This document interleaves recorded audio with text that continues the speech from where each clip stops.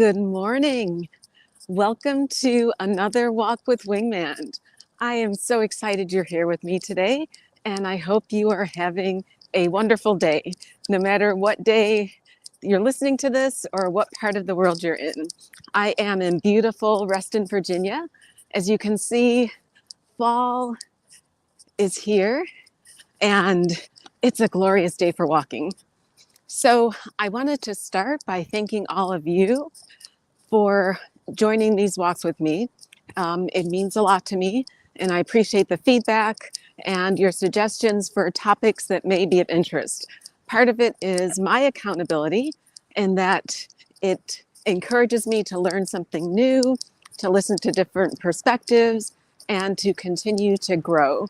And that is so important to me.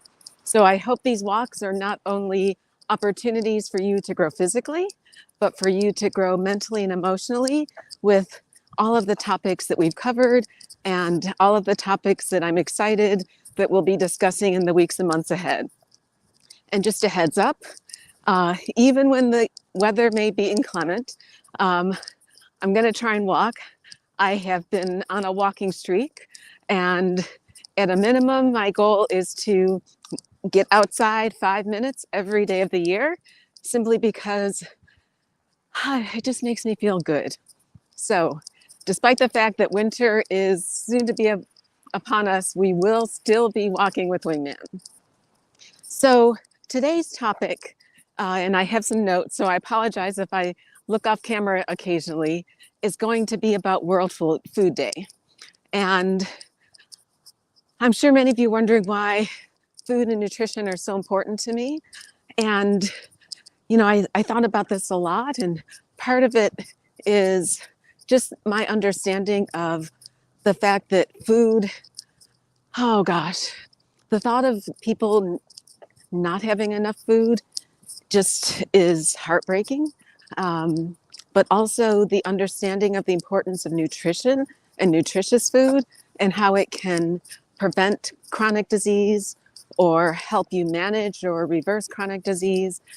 It's just become such a opportunity to have an impact on so many facets of people's lives. So I wanted to share with you a few facts to start. And I know I said this is World Food Day, but I wanted to give you some perspective on what is happening in the US. So based on recent data, in 2021, there were 33.8 million people in the US who lived in food insecure households, 8.6 million adults in households with very low food security, 5 million children lived in food insecure households, in which children, along with adults, were food insecure. More than 500,000 children lived in households in which one or more child experienced low food security. So many years ago, there had been a global commission who had proposed that we move to zero hunger globally by 2030. We are nowhere near meeting that goal. And the projection is that if recent trends continue, the number of people affected by hunger worldwide will meet or exceed 840 million by the year 2030. That's nowhere near zero. So I just want to give you briefly a definition. The UN defines food security as when a person has the physical, social, and economic access to sufficient, safe, and nutritious food that meets their dietary needs and food preferences for an active and healthy life. That's a significant definition. And I want to emphasize nutritious food and that it is their preferences in terms of their cultural and heritage.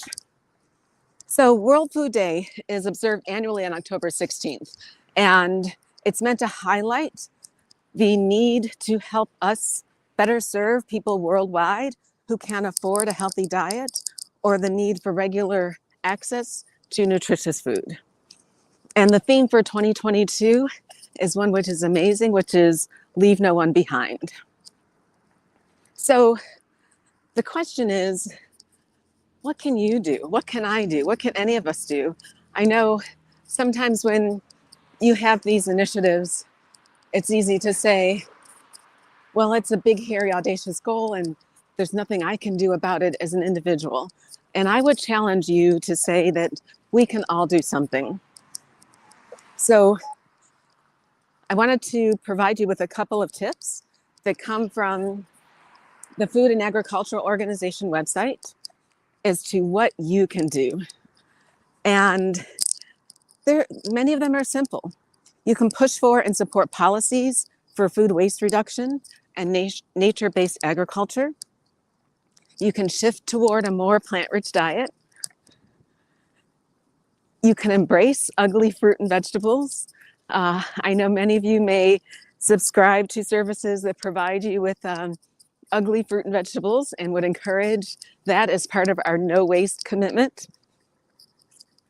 We can also share any food excesses with services that can help donate it to those who would value healthy, nutritious foods. We can make sure to try and compost food scraps, work with grocery stores, restaurants, and hotels to help tackle food loss. And you can also try and eat seasonally and locally. Now, those are just a few, and the list is actually much longer. I've got 2 pages of notes that I'm carrying around, but I want to be respectful of the time. And I want to close today with a simple statement that is from the FAO, which is, a sustainable world is one where everyone counts.